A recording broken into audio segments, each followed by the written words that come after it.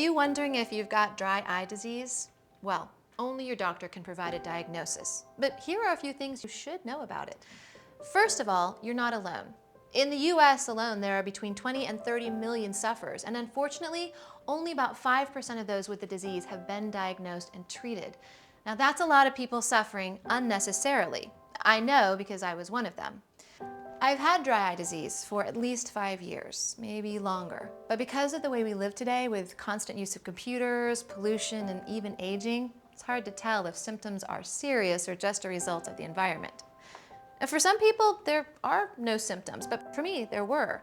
And because I wasn't getting treatment, my symptoms got worse, and they even affected my vision. Dry eye is a progressive disease. It can cause permanent damage to your eyes, so you really need to know if you have it. It's important to see a doctor to find out. I went to multiple eye doctors, and it seemed I got the same response each time. The doctor would give me a handful of artificial tears, tell me to use the ones I like the best, and come back and see him in a year. Now, to be honest, some drops worked better than others, but the relief was temporary, and it wasn't long before my symptoms returned, so I was never really sure if I was getting better. I just knew there had to be a better way.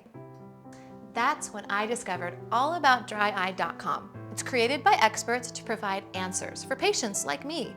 I learned a lot. For example, dry eye disease has many symptoms.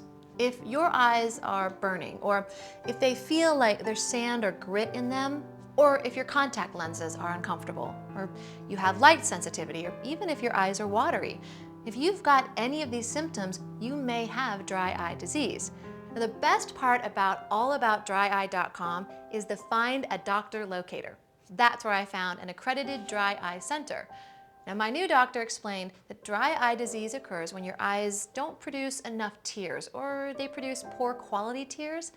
There are many causes, including aging, hormonal changes, and medications.